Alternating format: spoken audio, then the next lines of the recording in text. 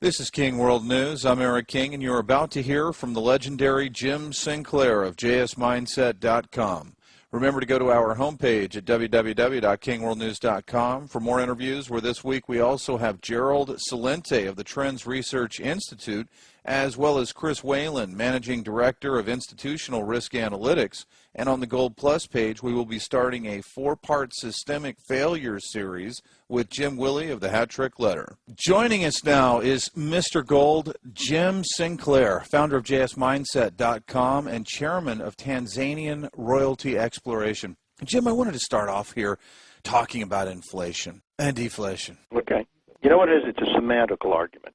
Okay. In a sense, both parties, according to their own definitions, are correct.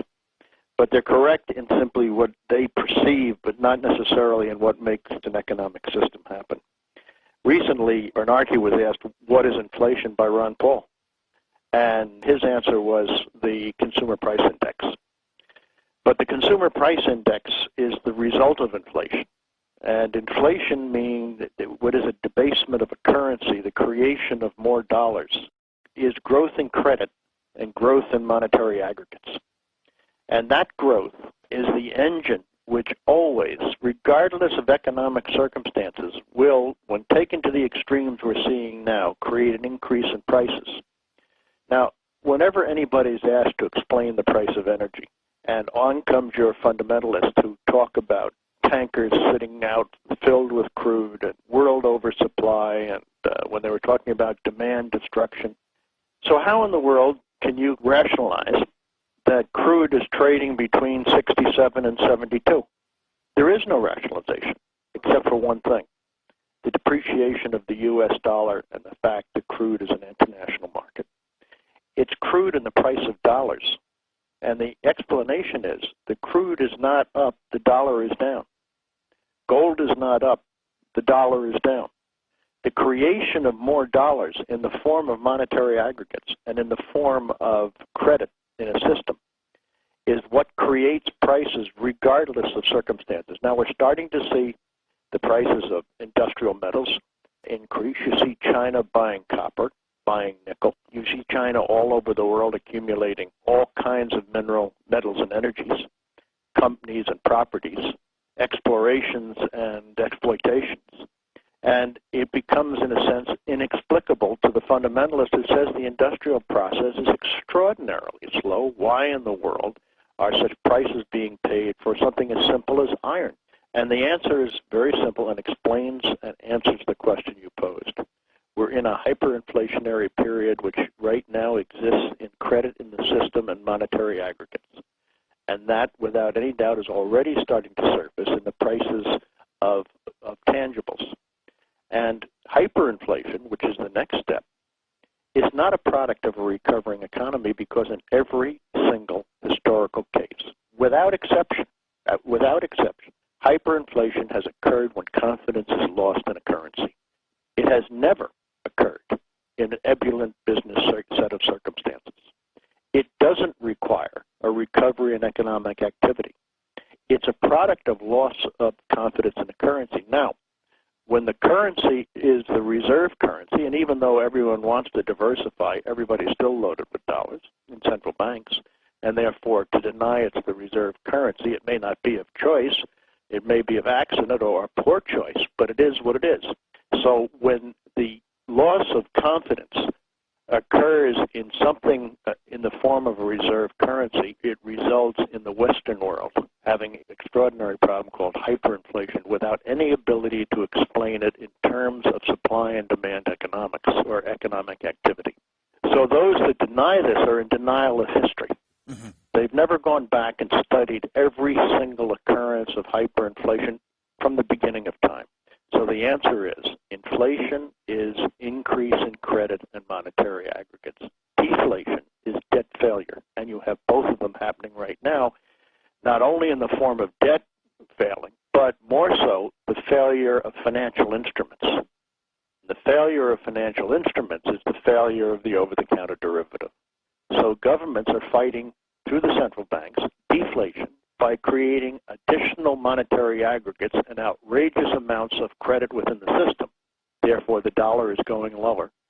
And in my opinion, 54 days from today, the period of time in which the Chinese have given the U.S. to change certain key financial policies, there'll be a general loss of confidence in the dollar, which will be the birth of publicly perceived hyperinflation. It's a long answer, but that is the answer to your question. You do cover it in the sense that you're saying there's going to be inflation, and I agree with that. I kind of wore listeners out because for 6 or 7 years I talked about a speech Greenspan gave in Belgium from 1997 where he was talking about the fact that the banks would make these off-table bets, as you know, Jim, in the form of derivatives, and it was $110 trillion back then. We'll get into this later, and you'll talk about what the number is today. It's staggering. But if they win, they would keep those winnings. But if they lose, systemically the taxpayer stood ready to bail them out. And 5 times during that speech, Greenspan repeated that the banks stand ready, central banks stand ready to create money without limit.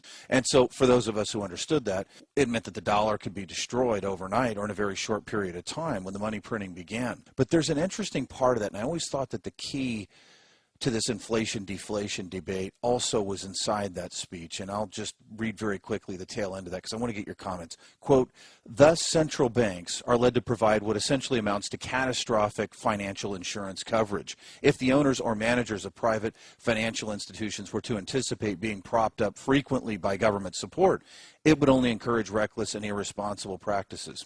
On the other hand, if central banks effectively insulate private institutions from the largest potential losses, however incurred, increased laxity could threaten a major drain on taxpayers or produce inflationary instability as a consequence of excess money creation.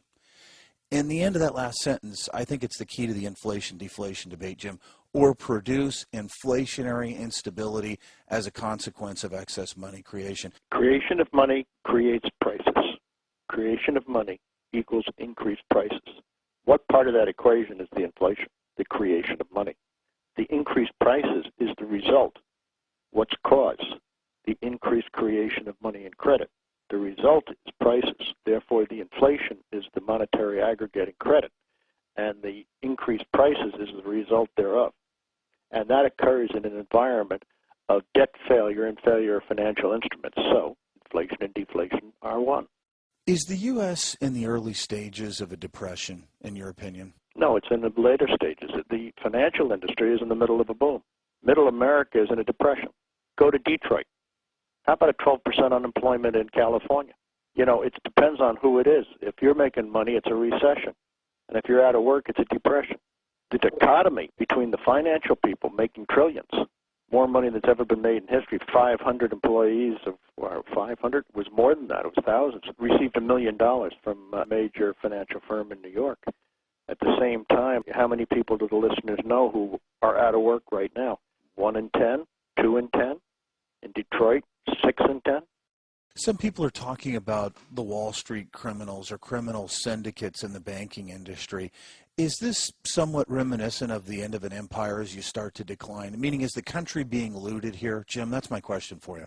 Well, when one class makes all the money and another class, which makes up the 99% of the citizens, ends up owing that money, then you've created the seeds of decline and deterioration common in any society that now is history.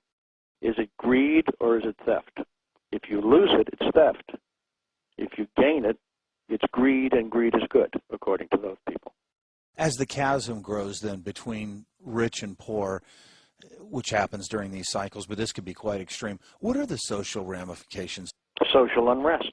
Okay, let's talk about that a little bit. Social unrest, and already means and methods to prepare for social unrest have in fact been in process. Okay, meaning are we going to a police state? Aren't we in it?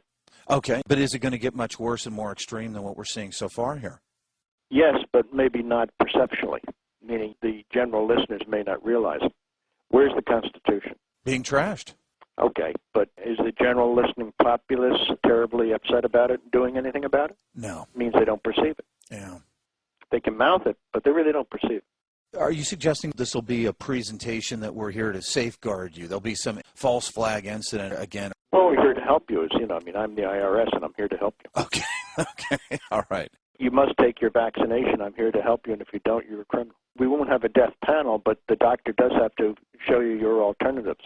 Let me ask you this. Charlie Munger, he's in his 80s, right? So he's just going to say what he wants to say. But from over at Berkshire Hathaway, Warren Buffett's partner, he commented that we have to perform surveys